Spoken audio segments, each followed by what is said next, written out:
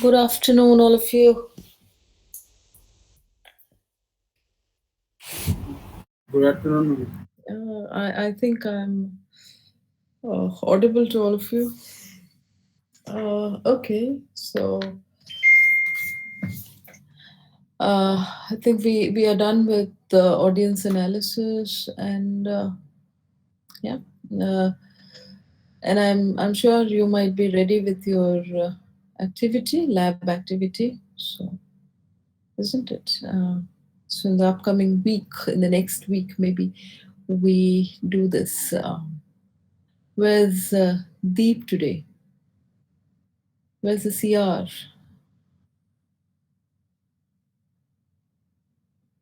Not there in the class? What happened to him?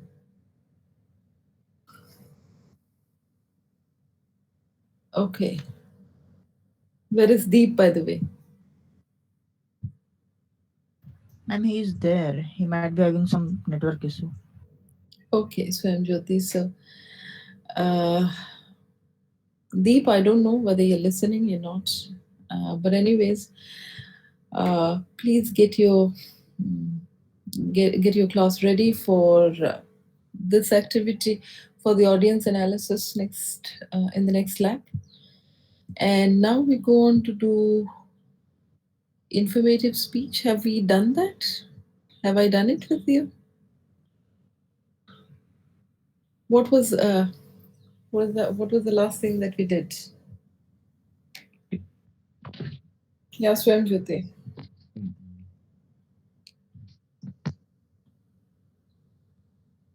Yes, ma'am.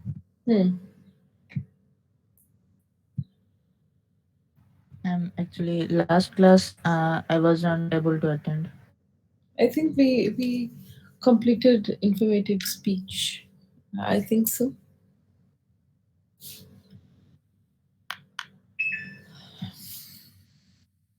Okay.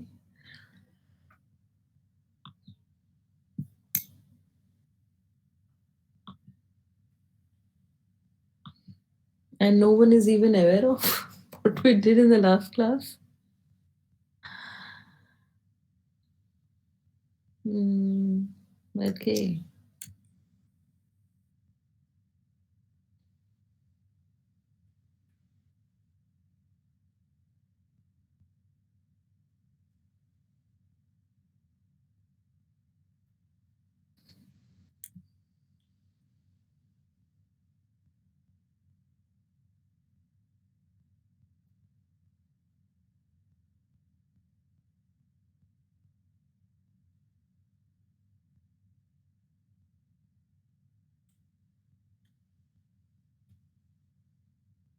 Uh.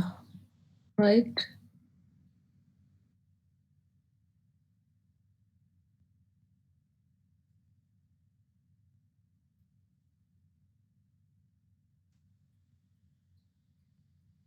Hmm.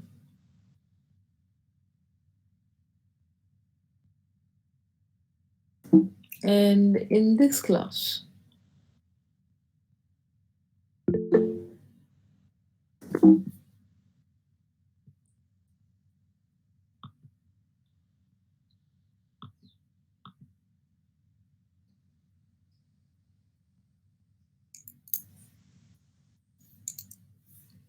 what did we do on Thursday?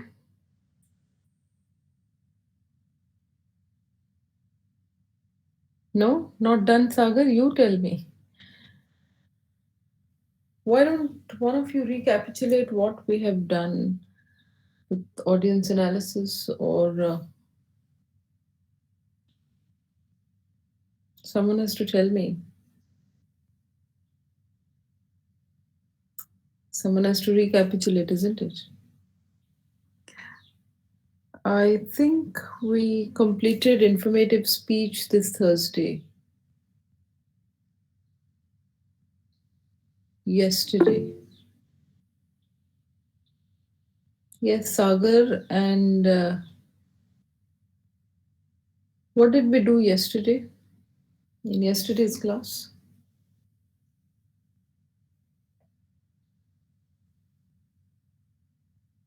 No one, no, who was there in yesterday's class? I mean, who's listening? Ma'am, audience analysis over. Yesterday we did audience analysis. Yes, ma'am.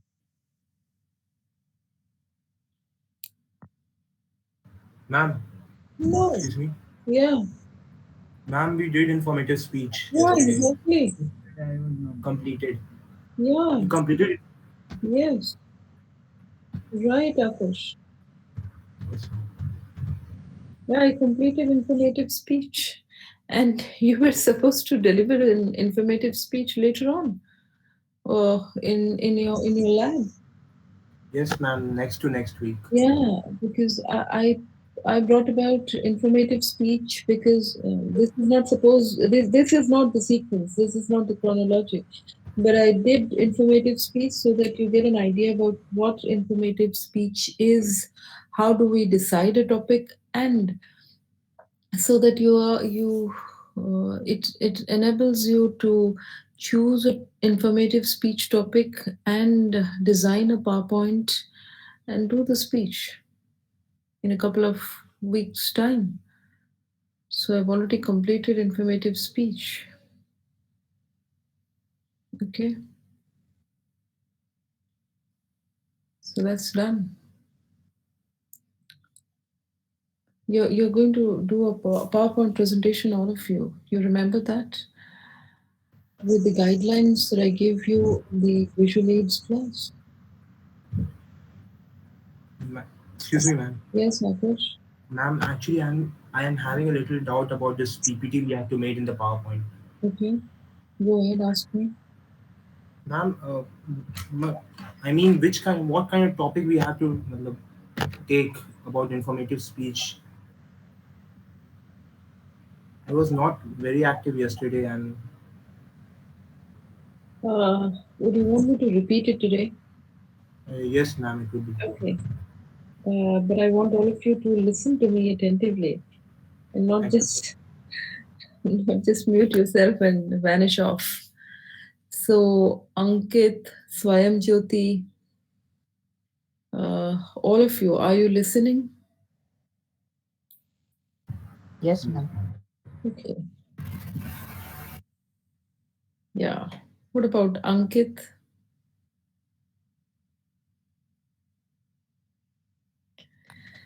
Yes, Ankit. But today, are you there, right? Are you there today? Are you listening? My question is, are you listening? I'm going to repeat this.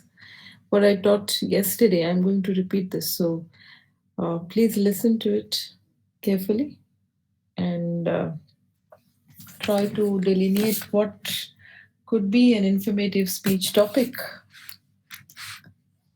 Okay. Uh, And Excuse me, ma'am.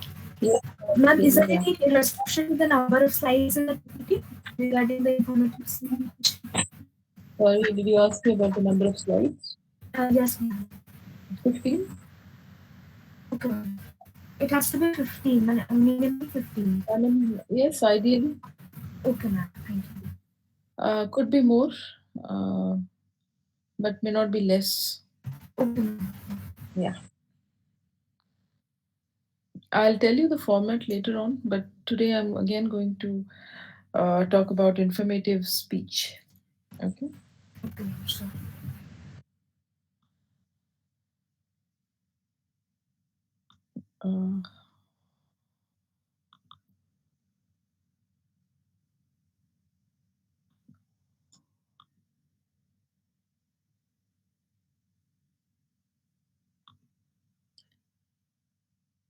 Uh, maybe before we do this, uh, I think we will talk about selecting a topic. Okay.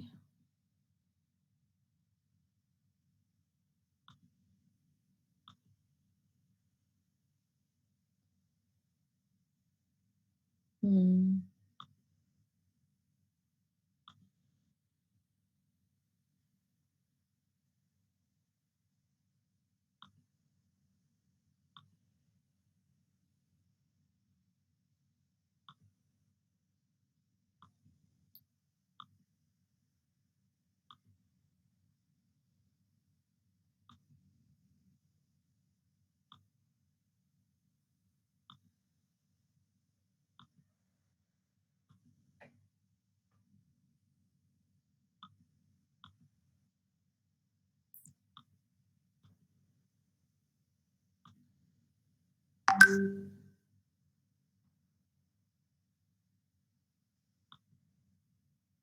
Just a minute.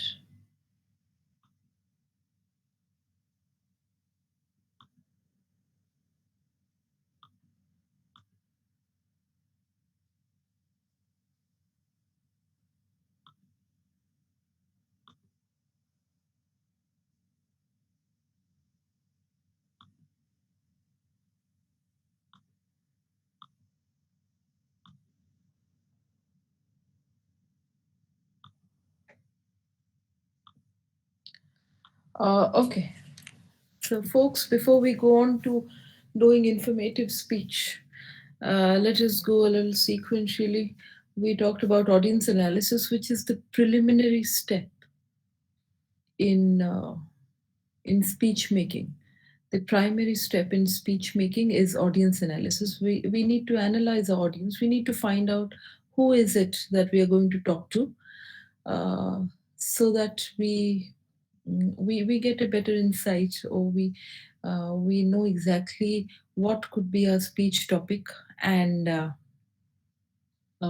are we going to format it or adapt to the needs and comprehension of our audience. So audience analysis is the primary first preliminary step to making a speech. The next step is selecting a topic, and we will talk a little about that. Now, this is important from the point of view that you are getting a written assignment based on this topic. Now, I try to uh, reinforce the chapter by giving you some chapter and assignments. It could be in the format of a written assignment that you need to fill it up in the Google Doc, or it could be an activity, a lab activity based on what you learned in your theory. Now, I said that in the next lab, you'd be doing the chapter end assignment for on audience analysis. I think all of you are ready with that, or maybe you still have the weekend so you can get ready with that.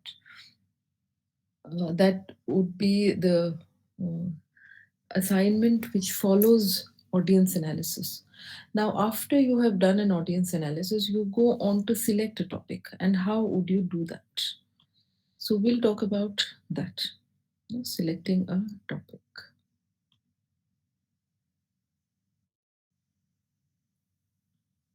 Okay.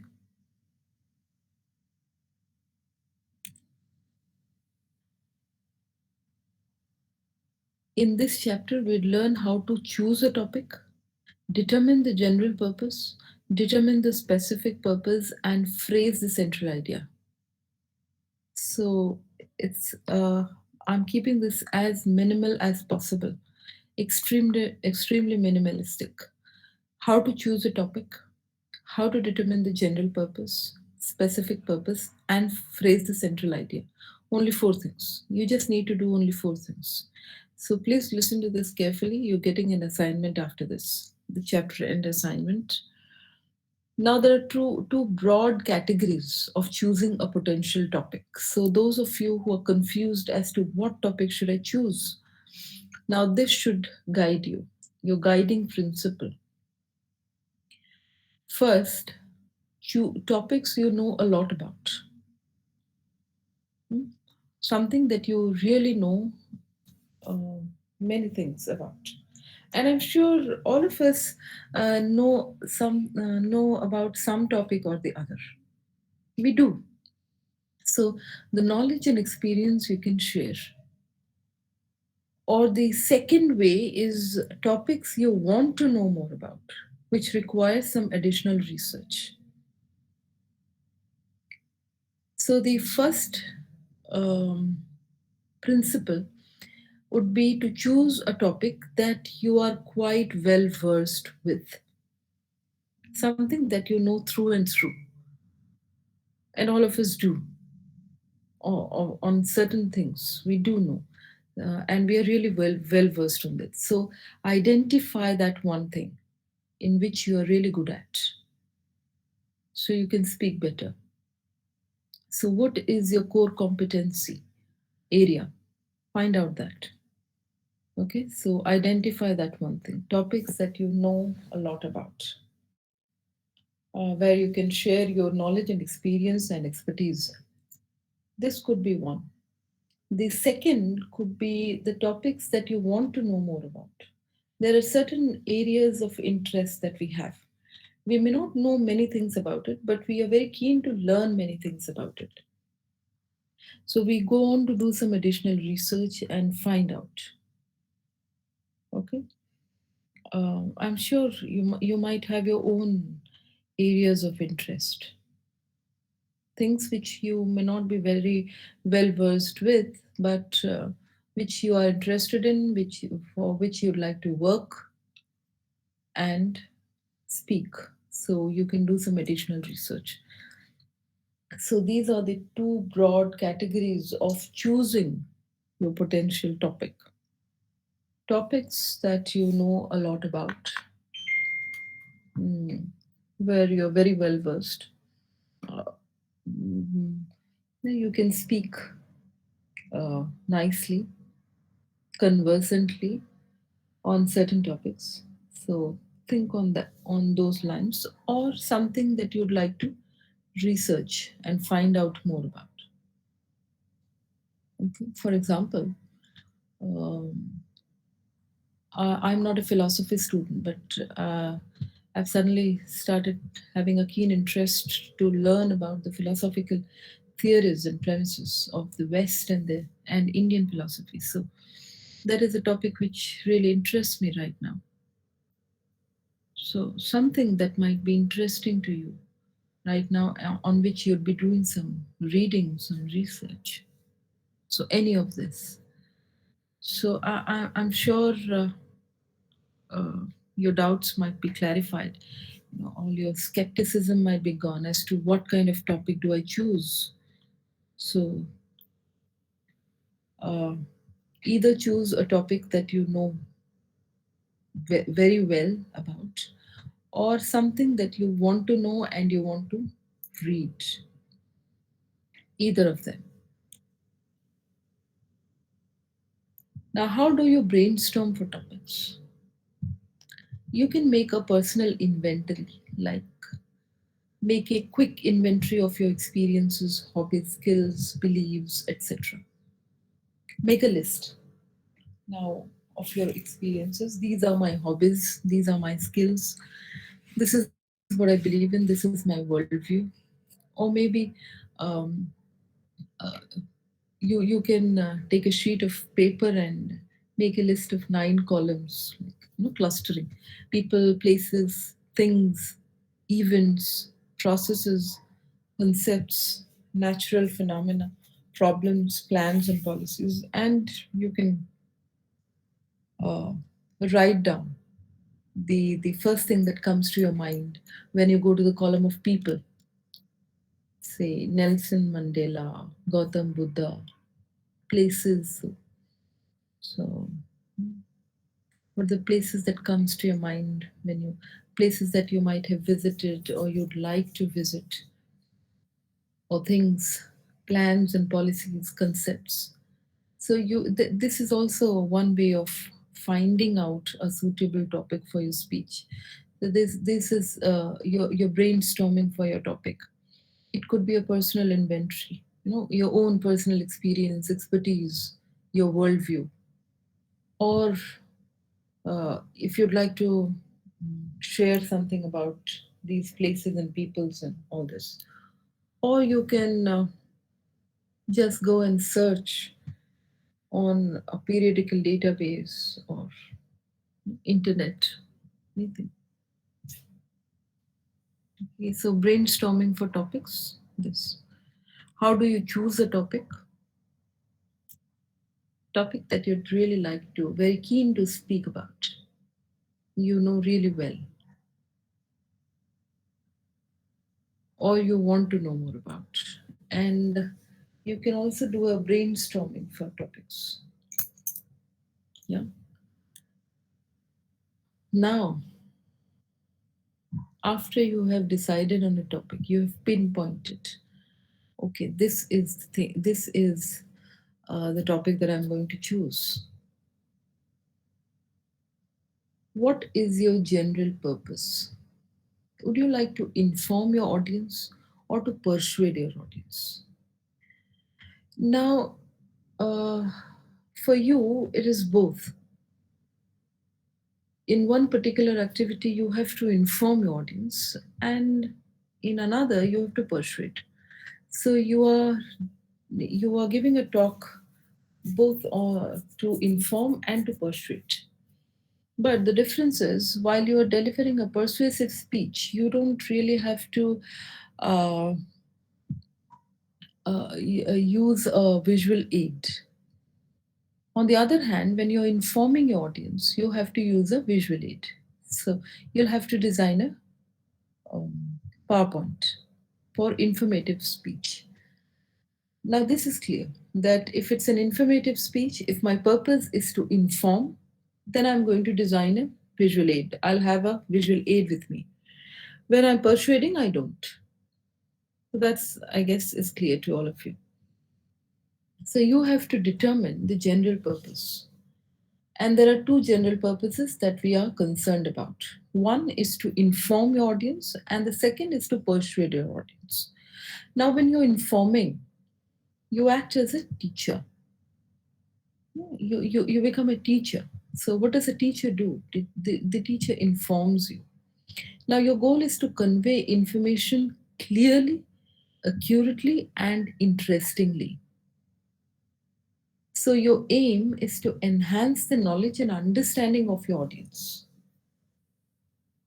So please remember, when you choose an informative speech topic, you will have to give your audience information that they did not know before. You will have to convey the information that your audience probably did not know or did not have before. And this information has to be very clear, accurate, and interesting. Right?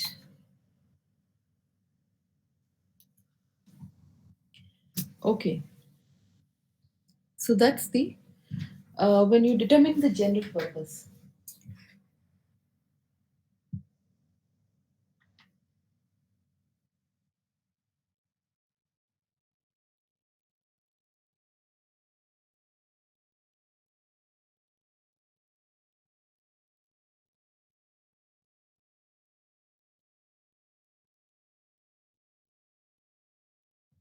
Okay, so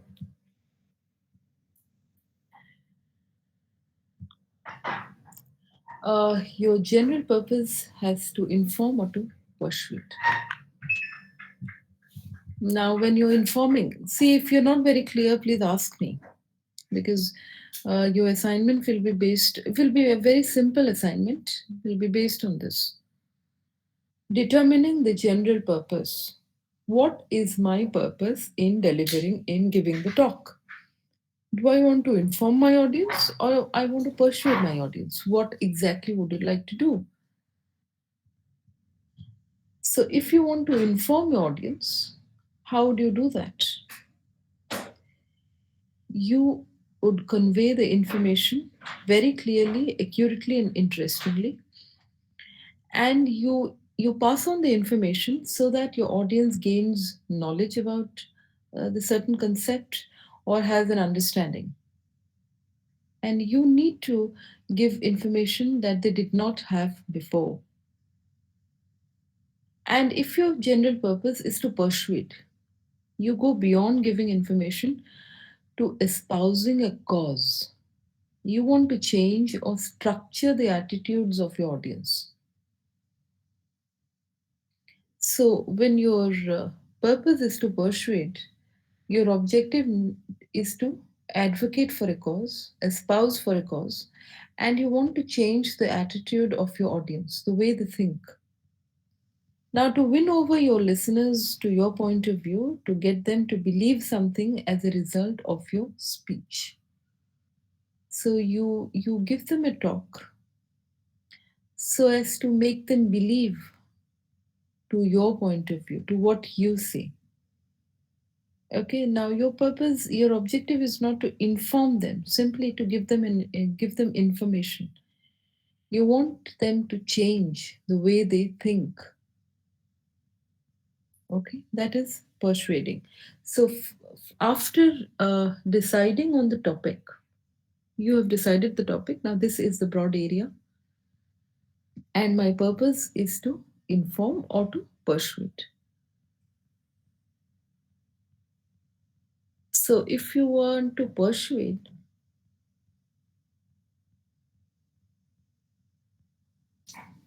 then uh, it's like, are you selling, advocating, or defending something?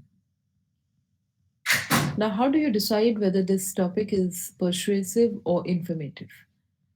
Now, if you're selling, advocating, or defending something, then it is a persuasive.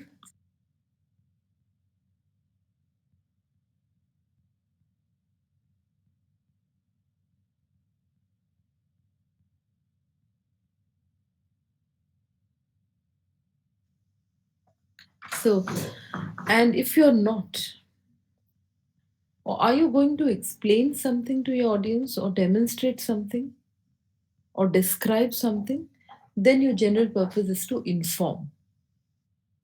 Now, is this clear? Is this clear to you? How do you distinguish between informing and persuading? Is this clear to all of you? Only then you'll be able to. Yes, ma'am. Yeah. Uh, uh, you'll be able to find out whether it is a persuasive speech or an informative speech. Because for the visual aid, for the PowerPoint, you need to have an informative speech. Okay, so uh, are you going to explain, demonstrate, or describe something to your audience? If yes, then your general purpose is to inform. Are you selling, espousing, advocating, or defending something? Then it is persuasive.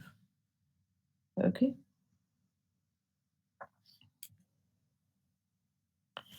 Now, how do you write this?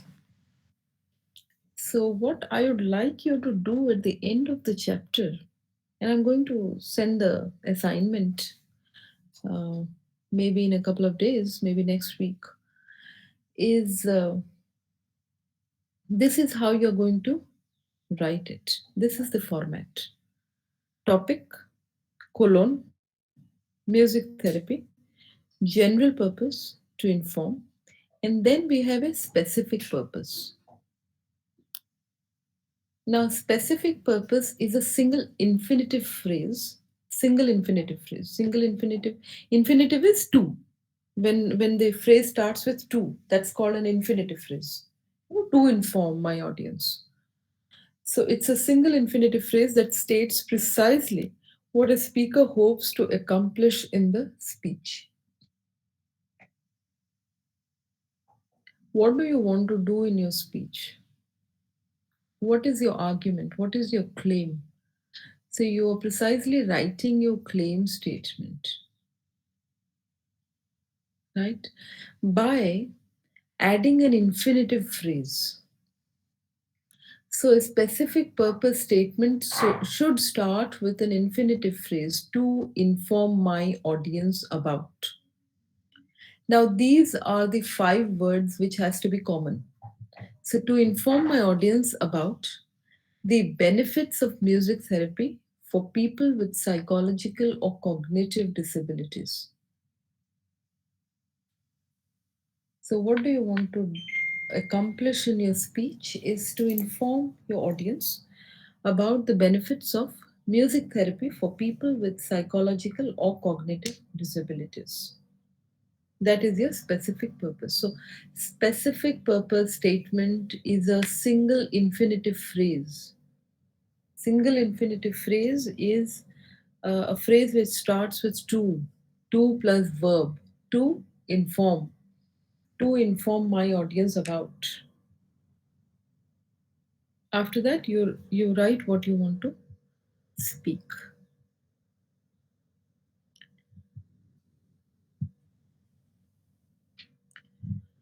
Now, specific purpose has to explain about, or if you want to say, uh, to explain about the benefits of music therapy for people with psychological or cognitive disabilities.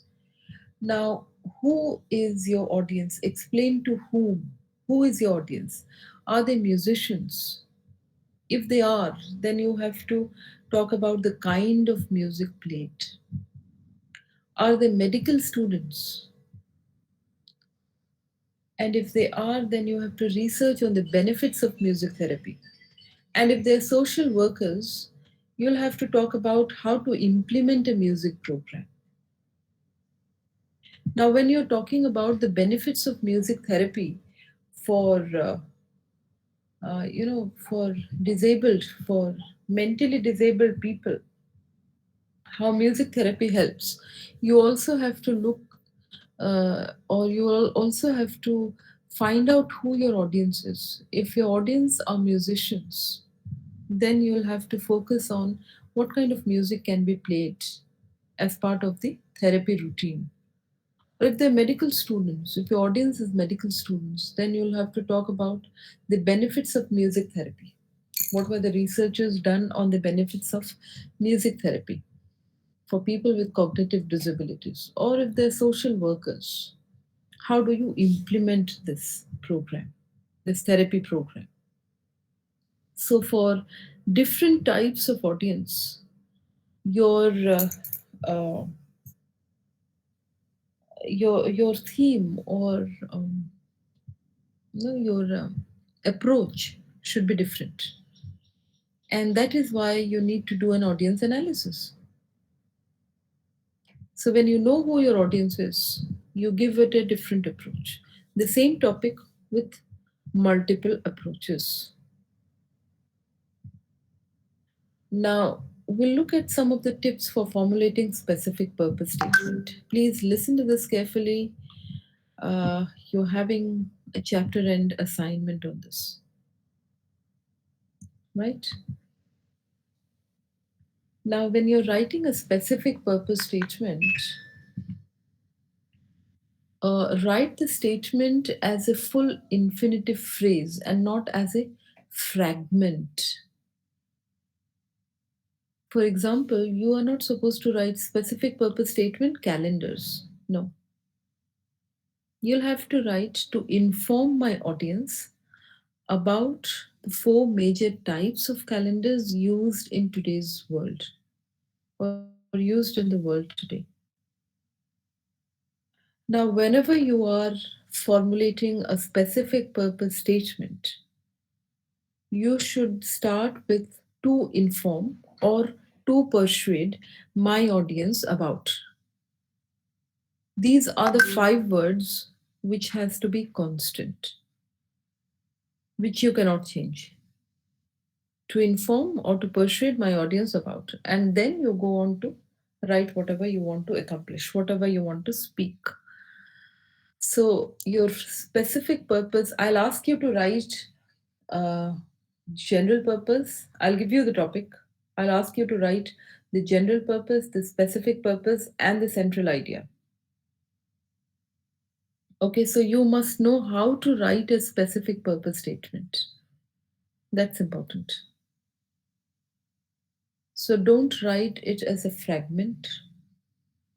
Write a full infinitive phrase. Now, infinitive phrase starts with to.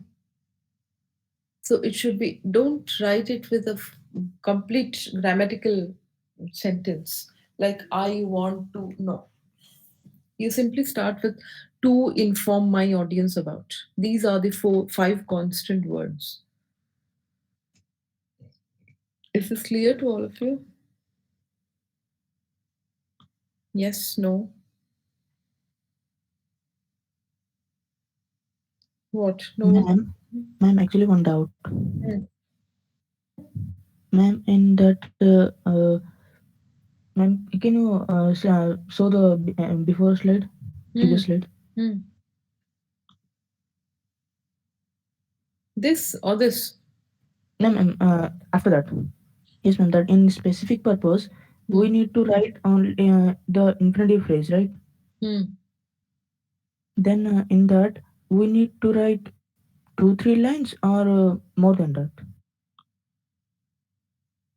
Uh, I didn't get you. Ma'am, we need to explain no about it. We need to inform. Yes, you need to inform or to persuade. No, no, this is an Then example of what kind of audience you're addressing. You know, you have to you this is to show you that based on your audience, you have to structure your speech. You have to structure your speech. So this is the right way. You see, this is the right way. This. ma'am, actually I was asking how much we have to explain. This much to inform my audience about. These are the five words that are constant. In place of inform, you're going to write persuade. But these are the five constant words, and after that, uh, only this phrase to complete the phrase. You can't write more That than means that. only in one sentence. Yes, yes. You can't write more than that. You have to put a full stop there. Okay, ma'am. Yeah.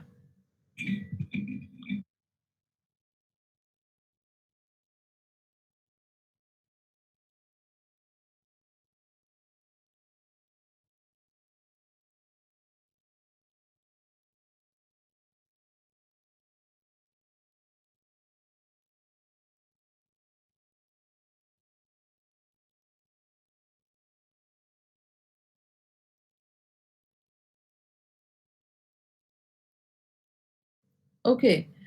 Uh,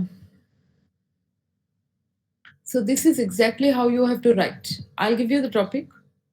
You have to define the general purpose, and you will have to formulate a specific purpose statement. Specific purpose statement can't run more than one sentence. It can't run for more than one sentence. It has to be only one sentence, one infinitive phrase sentence. That's it. To inform my audience about whatever the benefits of music therapy or anything. And this is a slide where I just wanted to tell you that based on your audience, who your audience is, you define or you try to adapt your message accordingly. If you're talking about the benefits of music therapy for people with cognitive disabilities, and you're addressing to a group of medical students, then you are not supposed to, you may not talk about the kind of music that needs to be played. It is for the arena of the musicians. But for medical students, you need to talk about the research on benefits of music therapy. So this is what I wanted to say. Now, how do you formulate specific purpose statement? You have to write the statement as a full infinitive phrase like this: to inform my audience about the four major types of calendars used in the world today. That's it, full stop. And after that, you can't write anything else. You're not supposed to. Uh, Express your purpose as a statement and not as a question. So, your purpose statement has to be a statement. What is flamenco is ineffective. How do I make it effective? What do I write? To inform my audience about? Ma'am, we will start with did you know that flamenco is this and this? No, no, no, no. I'm talking about how to formulate a specific purpose statement. So it has to start with this. See, it has to start with this. To inform my audience about. So this is how you're going to write it. To inform my audience about what?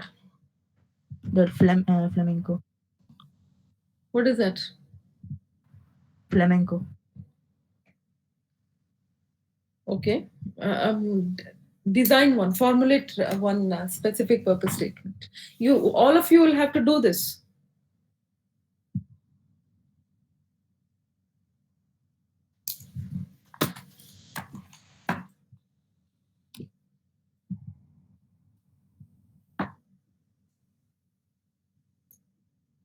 All of you will have to do this. So try doing this.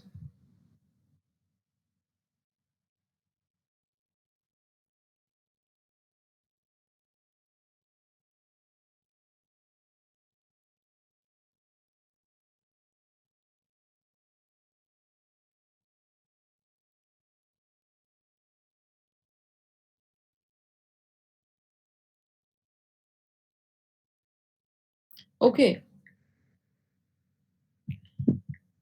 How do you write an effective purpose, specific purpose statement? Ma'am, we can write like this is to No, inform no, no. Not this is to inform. To inform to my audience. Hmm. inform my About?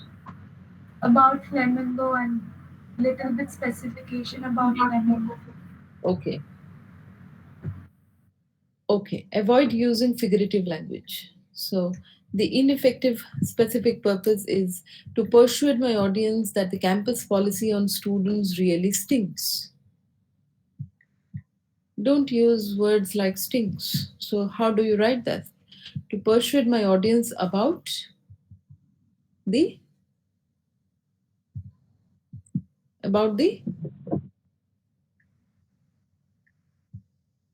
how do you formulate that? Problems faced by students by the campus policy. Okay. Yes. Unpleasant. Yes, Mika? I was going to say that, like, to persuade my audience that the campus policy uh, is means 1 minute, ma'am. I'm formulating it. Okay. The point is, you have to start with to infinitive and then go on, where the five words are constant, where we have five constant words: to persuade my audience about, or to inform my audience about. These are the five constants. Don't change it. And after that, you wind it up. That is, ma'am, we cannot use informal language, right? Hmm. Like, you hear you say the campus policy stinks. Don't have to use this. How do we make it effective? Okay.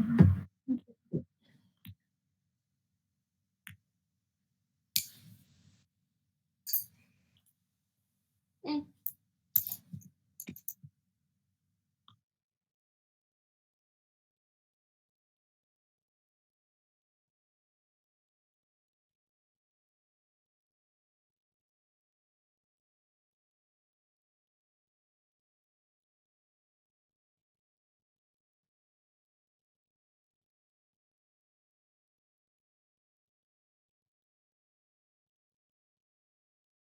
Tell me.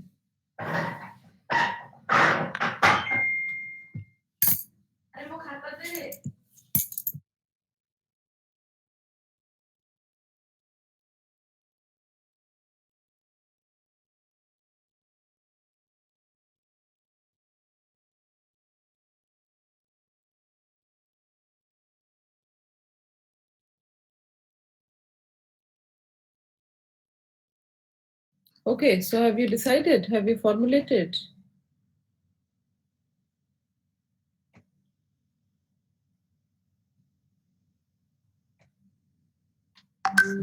Ma'am, here STING stands for unfair policies, or like STING stands for what, ma'am, exactly? Yeah? Things means, yeah, unfair policy and not very pro student, not very student friendly. Things stand for not very student friendly.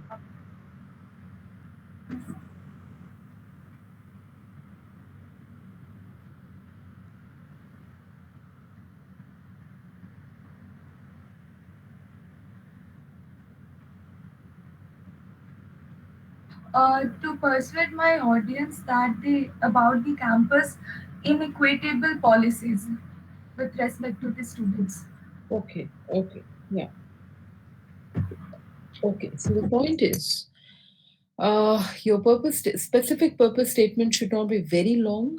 It should have, it should begin with the to infinitive, and after that, to persuade or to inform my audience about whatever you want to accomplish, and then there's a period, there's a full stop. You can't go on to proceed, can't go on to make numerous statements. No, right? Ma'am, I have made a sentence. Is that Okay. correct? When I say, ma'am, I have made that to persuade my audience that the campus policy on students are not decent. Mm. Can you replace the word decent with something decent? I will try. So, no, when decent, well, I guess Swamjyoti, it's not the right word or appropriate word for no for campus policy. So I think you can replace the word decent. Decent has a lot of connotations with it. So the campus policy on students, yeah, try something.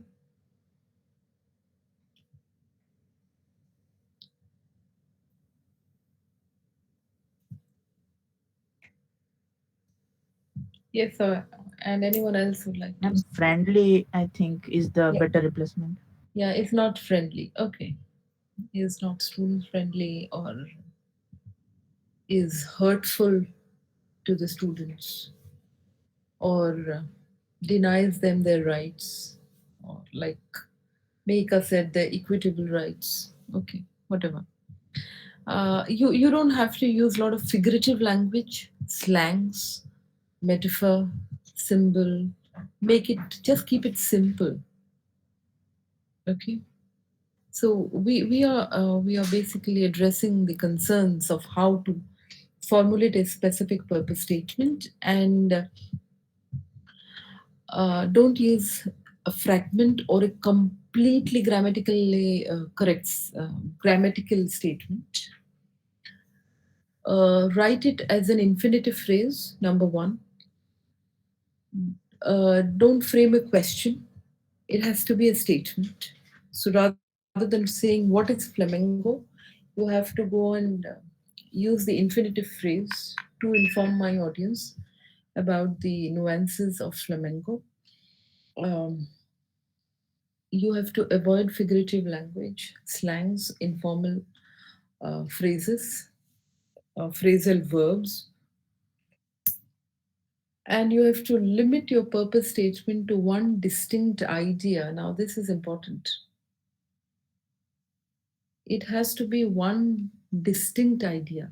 You cannot club more than one idea together. Remember the double barreled statement in claims? In the chapter of claims and propositions, we were talking about double barreled statement. So, uh, your purpose statement cannot bring in more than one idea together. So you can't write to persuade my audience to literary tutors and donate time to Special Olympics.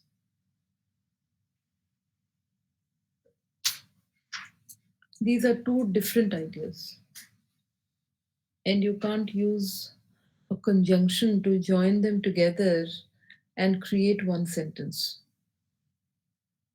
So you have to first find out what are the ideas. So can't club two ideas. Okay, one idea, and not too vague or general. To persuade my audience that something should be done about medical care. It's too vague. What is that something? You have to mention that. When I'm keeping the space blank, I want you to fill it up. So in the next class, all of you are going to fill this up one by one. Okay. What could be a more effective specific purpose statement? Hot air balloons. Well, this is too general. What are you trying to say?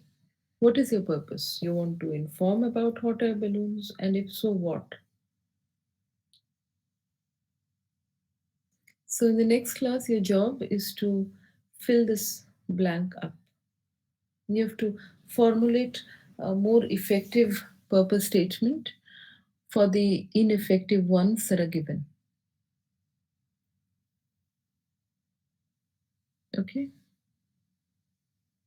Now, coming to central idea. Now, it's a one sentence statement. Again, it's a one sentence statement that sums up or encapsulates the major ideas of a speech. So, the gist of your speech in one sentence, the residual message, what the speaker wants the audience to remember after it has forgotten everything else in his speech. That's called a residual message, right? So, what is the gist? What is the summary? Can you summarize your entire speech in one sentence? That's the central idea of your speech. So, what I will read this carefully. That's the topic, music therapy. The general purpose is to inform. The specific purpose is to inform my audience about the benefits of music therapy for people with psychological or cognitive disabilities. And the central idea is this, that music therapy developed as a formal mode of treatment during the 20th century utilizes a number of methods and is explained by several theories that account for its success. So, in this talk, I'll be basically dealing with how music has evolved as a therapy and what are the several theories that accounts for its success. So, I'll also explain the different theories. So, that's the central idea. So, your job is to do something like this.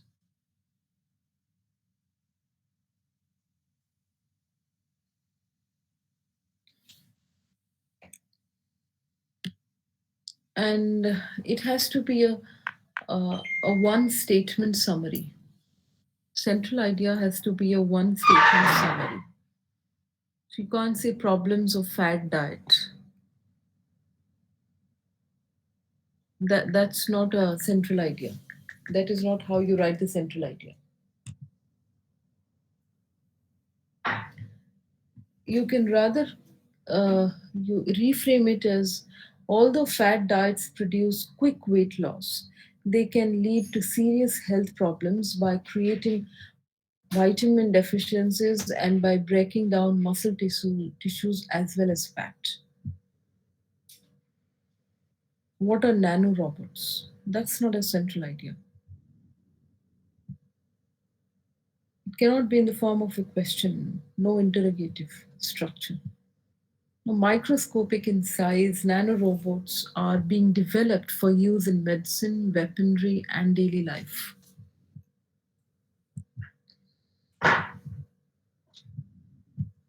So, you have to understand how to formulate a specific purpose statement,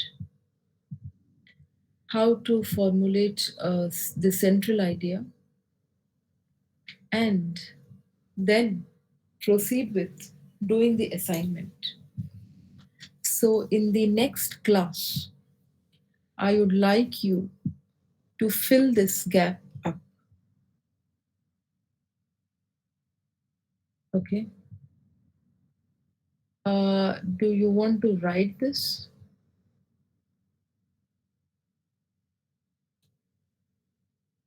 Number one, this what is flamenco is an ineffective specific purpose statement. You have to write an effective one. You have to give me an effective specific purpose statement. Number two is this. Ma'am, Hmm. ma'am, in this effective, can we write that to pursue to inform my audience about the flamenco? Hmm. Ma'am, About, then in that case, that fixed five words, that last word that is, it is changed with about. hmm. But it has to be specific, no, Sven. Like to inform my audience about what? About flamenco, only about flamenco, or the evolution of flamenco, or something like that. The evolution um, and maybe the different strands of flamenco, isn't it? It's a Spanish dance form, no? So if you can write to inform my audience about flamenco, but that is too generalized statement. So can you specify that a little bit? That is my point. Can you do that? We can always say that to inform my audience about flamenco as a dance form, but uh, could there be a better alternative? You get my point. So in the next class, you're going to tell me all this. Yeah. And Alek Yes, Parida ma'am. is traveling somewhere, I guess. So happy hiking, Alek. Yeah, Swam Jyoti. So in the next class, if you can think of how to how to hmm, design one, how to formulate a specific purpose statement, you can always say, to inform my audience about flamenco. But would you like to add something before or after? That is my question. So I'll ask you in the next class. Yeah, be prepared. Thank you. Thank you, ma'am. Thank you.